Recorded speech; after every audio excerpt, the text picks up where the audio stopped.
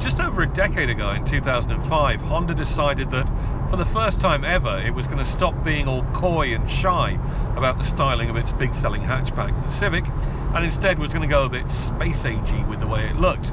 So it brought out that first one with the Perspex front end that looked a bit like a Star Trek space shuttle. And it followed it up with a second generation that looked very similar, and both were really good cars. But neither sold quite as well as they should have done, really, because if you think of it as a roomy, spacious, incredibly reliable, very good to drive and very well made family hatchback, you would think, well, that's going to sell by the bucket, isn't it? But it just didn't. It never quite took off with family buyers. Honda is therefore hoping that this new 10th generation of Civic, with its really very different styling compared to its predecessors, is going to chime more with what buyers want. Now, I'm not sure they've pulled that off, because although the Civic does look a little bit more conventional in its shape, there is a lot of styling happening all over the place on it. It looks like a car that was designed for a completely different type or class of vehicle, and which has been a bit cut and shut to fit on a Civic chassis and body.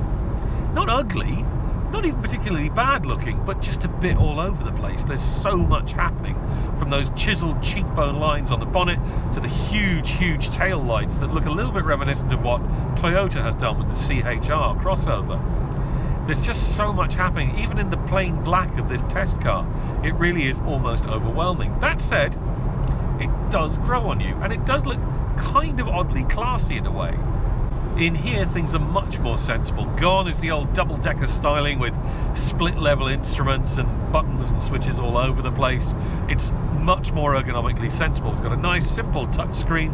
We've got simple digital instruments, buttons grouped on the center console. There's a few down here, but we didn't worry about those too much.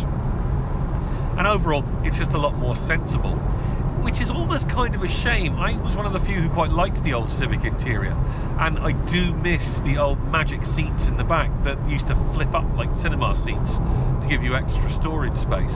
This one, because of the location of the fuel tank, has much more conventional rear seats. They do split and fold, obviously, but that's about it.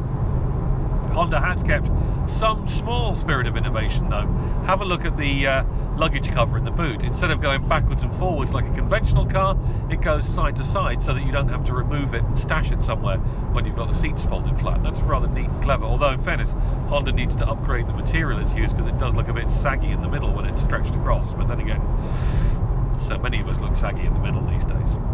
That's not important though. What is important is that this Civic is fantastically good to drive.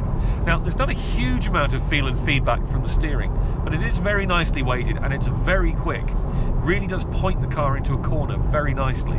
And when you get into the corner, you'll realize that there is simply brilliant balance. This car really is beautifully set up. It's been engineered by people who clearly enjoy their driving, because it just feels delightful through a series of corners. This one has adjustable suspension dampers which can firm everything up a little bit if you want, but to be honest with you, I've hardly used them. The chassis is so well balanced, so well sorted, that you just don't really need them. Now, the ride quality can get a little bit bouncy, even on the soft setting at times, but that's really the only dynamic drawback.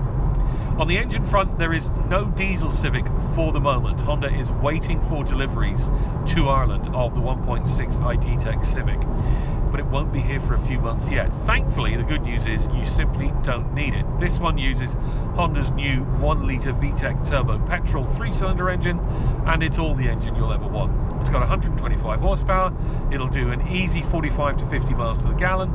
It's just a sweet little engine. Makes a lovely little growl when you accelerate, but it's actually very refined when you're up here on the main road. Actually, the whole car is pretty refined. There's a little bit of wind noise, a little bit of tyre noise, but it's not too shabby. It is a little bit expensive.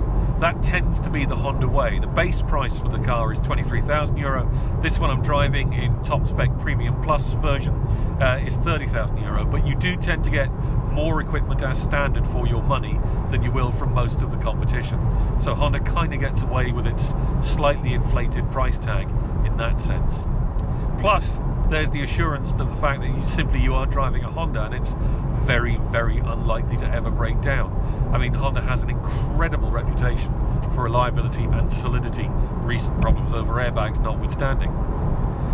So what we've got here is a very roomy, very spacious, very practical, very comfortable, beautifully made, brilliant to drive, frugal, enjoyable family hatchback. This thing should sell by the bucket load, and I think it just might do this time around. Honda Ireland says that it's at the moment selling around about 20% ahead of their expectations for the first few months of sales, and it's doing that, don't forget, without a diesel engine. It may not, in fact probably won't, take over from the likes of the Golf or the Focus or any of those at the top of the hatchback bestseller lists, but frankly it deserves to. This is one of the nicest hatchbacks, one of the nicest family cars, certainly one of the sweetest to drive, and you really should put it at the very top of your shopping list.